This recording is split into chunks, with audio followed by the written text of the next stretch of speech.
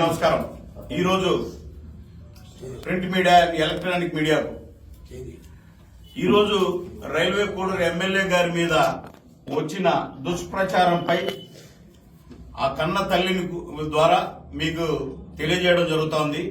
ముఖ్యంగా ఇసుకపట్ల సృజన్ అనే ఒక ఆయన మన సింహాద్రిపురంలో ఉద్యోగం చేస్తూ పంచాయతీరాజ్ డిపార్ట్మెంట్ లో చనిపోయినాడు. చనిపోతే మానవతా దృక్పథం కింద ఆయన కూతురైనటువంటి వీణ అనే ఆమెకు మొట్టమొదటి పోస్టింగ్ రైల్వే కోడూరులో ఇచ్చారు. 2021 మార్చి 13వ తేదీ రైల్వే కోడూరు పంచాయతీ ఆఫీసులో జాయిన్ అయింది. 2 ఏళ్లు ప్రొబేషనరీ పీరియడ్ అయినా ఈ రోజుకి 5 ఏళ్లైనా ఇంతవరకు ఆ అమ్మాయికి సర్వీస్ రిజిస్టర్ కాల చెక్ చేసుకోండి. ఎందుకంటే సర్వీస్ రిజిస్టర్ ఇవ్వాలంటే ఆ కాండక్ట్ వాళ్ళేదో కావాలి. మీరు ఇకపోతే ఏమన్నారు, కానీ ఎలా జీతం తీసుకునేదో ఆ దేవుడికి తెలియాలి. ఎస్ఆర్ కూడా స్టడీ కాకుండా ఈ లేడీ మా ఎమ్మెల్యే దగ్గరికి పిఏగా ఉంటాను అని వెళ్ళింది. ఆ రోజే మేము ఇదే సినిమా కాదు, ఎవరు ఆడవాళ్ళు అర్ధరాత్రులు అపరాత్రులు వద్దు అని చెప్పి ముఖ్యంగా ఇన్ఛార్జి గారైతే మేమైతేనేమి జనసేన పార్టీ ఖండించాం. దాంతో కొంత సోషల్ మీడియా ఇన్ఫ్లుయెన్సర్ ఇన్స్టా ఈ మధ్య యువత మీరు గమనించాల్సింది ఏంటంటే ప్రతి ఒక్కరికి ఇన్స్టా ఫేస్బుక్ ఎక్కువ వాడతారు. అట్ ది సేమ్ టైం ఆ ఇన్స్టాలో మా ఎమ్మెల్యే గారికి మెసేజ్లు పెడుతూ యంగెస్ట్ ఎమ్మెల్యే కంగ్రాచులేషన్స్ సార్, మీరు అదే సామాజిక వర్గం ఒకటే. సామాజిక వర్గంలో మామూలుగా ఇప్పుడు కొన్ని ఉంటాయి, అంటే పోకనాటి అట్లంట, మేము ఇది మీరేంటి అంట, అంటే ఎవరైనా స్పందిస్తారు సాటి సామాజిక వర్గం ఎవరో అంటే మనం అని. ఈమె ఎమ్మెల్యే గారికి కానీ వాళ్ళ మదర్ వాళ్ళ దగ్గరకు పోయి నేను మిమ్మల్ని మ్యారేజ్ చేసుకోవాలి, నేను శ్రీధరణ చేసుకోవాలి అని చెప్పి పెళ్లి కానట్లు వాళ్ళ తల్లిదండ్రుల దగ్గర మీకు బంధువులు అవుతామని చెప్పి పోతే వాళ్ళు తీవ్రంగా ఖండించి పంపించారు. ఆ రోజు నుంచి శ్రీధర్ తో చాటింగ్ చేస్తూనే వీళ్లతో విపరీతంగా ఫోన్లు చేస్తూ కొంచెం టార్చర్ పెట్టింది. ఎటువంటి టార్చర్ అంటే అటువంటి టార్చర్. ఆమె నేను హిస్టరీ చెప్పను గాని ఆమె ఈ విషయం తెలిసినాక మా బాధ్యతగా తీసుకొని నేను ఒకసారి ఆమెకు ఫోన్ చేశాను.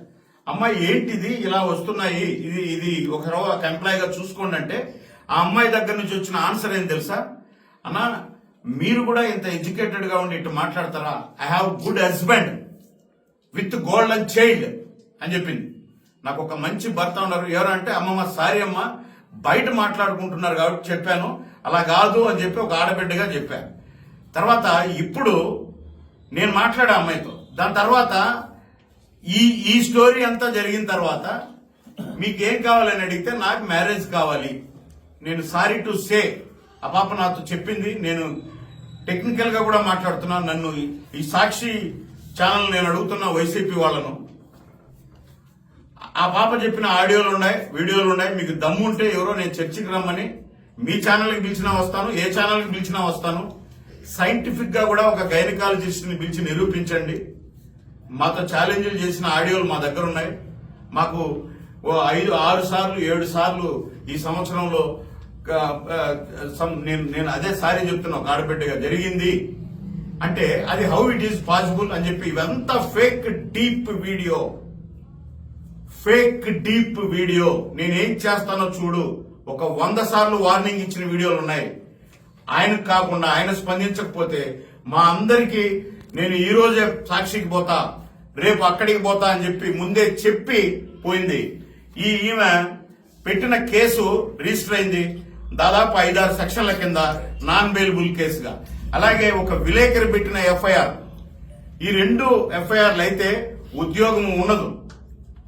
ఒక జర్నలిస్టు శంకర్రాజు అనే వ్యక్తి ఆయన మీద దాడి చేసింది. మీరు ఆయన మీద దాడి చేసినప్పుడు ఆయన మీద వాడిన భాష మీరు చూడండి. ఆయన మీద దాడి చేసినప్పుడు ఆయన వాడిన భాష ఇంటికి పిలిపించి ఒక రౌడీలాగా ఏ స్త్రీ మాట్లాడలేనట్టు బూతులు తిడుతూ ఆయన మీద అటాక్ చేసి కొట్టింది. ఇప్పుడు మళ్ళీ ఏం చేసింది, ఆమె మాట్లాడినటువంటి ఆడియో ఉంది నా దగ్గర. మేము ఏమనుకుంటున్నారు, మీరు డబ్బులు ఇస్తారా లేకుంటే నా దగ్గర కొన్ని ప్రూఫ్స్ ఉన్నాయి, మిమ్మల్ని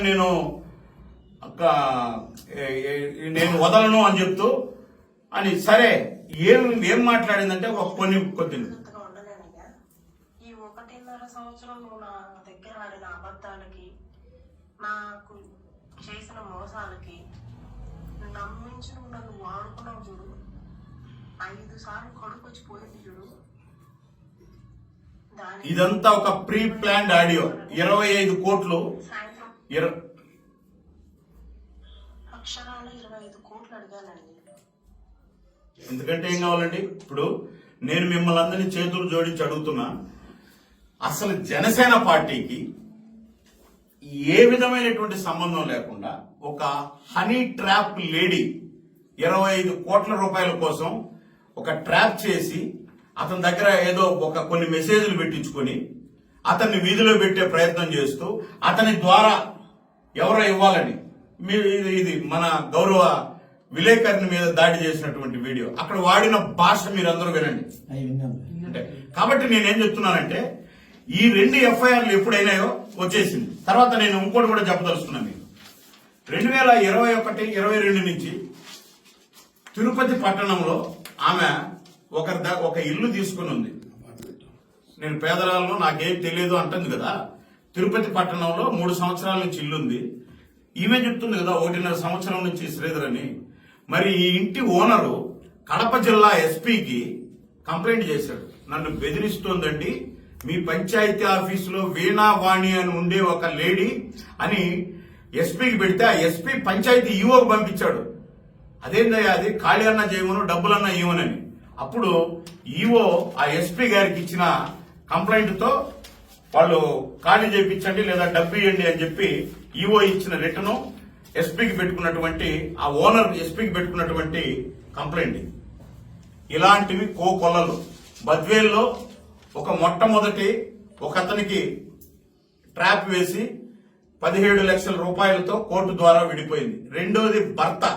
నేను అనుకోవడం అసలు ఈ భర్త అందరూ కలిసే చేసి ట్రాప్ వేశారు ఇది. ఎందుకంటే నేను చెప్తున్నా ఓకంగా, నేను ఆ పిల్లోడితో మాట్లాడి నాకు చేశాడు, అన్న నాకేదో న్యాయం చేస్తాను. ఏంటంటే అతను చెప్పిన మాట ఏంటంటే, నా దగ్గర చాలా హార్డ్ డిస్కులు ఉన్నాయన్నా, నా ఇద్దరి దగ్గర ఏదో ఒకటి చేయకూడదు అన్నాడు. ఒకరోజు ఫస్ట్ టైం చేసినప్పుడు నా కొడుకుని నాకు ఇప్పి అన్నాడు. న్యాయమే కదా, ఇప్పిద్దాం అనుకుంటే అన్నాడు. ఇదంతా ఒక డ్రామా.